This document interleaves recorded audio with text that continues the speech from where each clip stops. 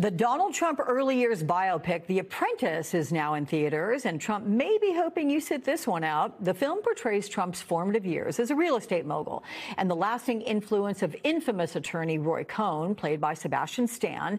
The film paints Trump as a flailing businessman, often behind in loan payments or not paying employees, prompting threats of legal action from his team. Joining me now, Brian Lowry, a media critic and columnist. Welcome to you, Brian. In your article for MSNBC, you write, quote, Trump has several good reasons not to want people to see The Apprentice.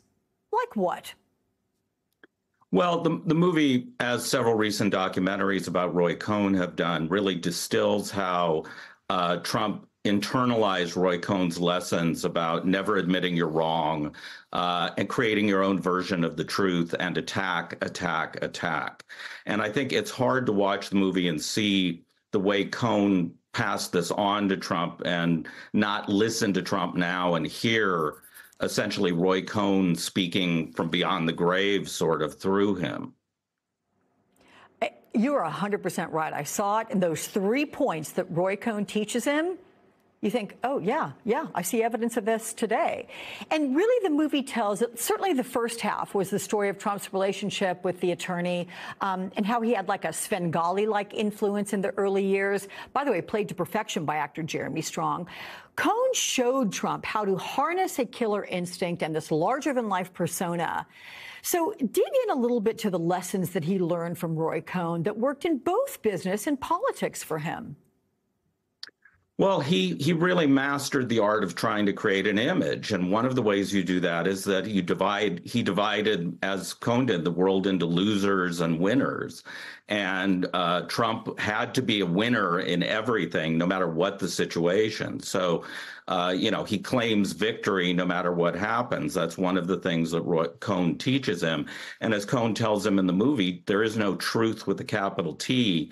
Truth is what you make it. So the fact that Trump, piles lie upon lie often and just sort of defies people to say that's not the truth is something that very clearly that he internalized from Cohn. It's for anyone who saw Star Wars, it's an apprentice master relationship, and he eventually becomes the master.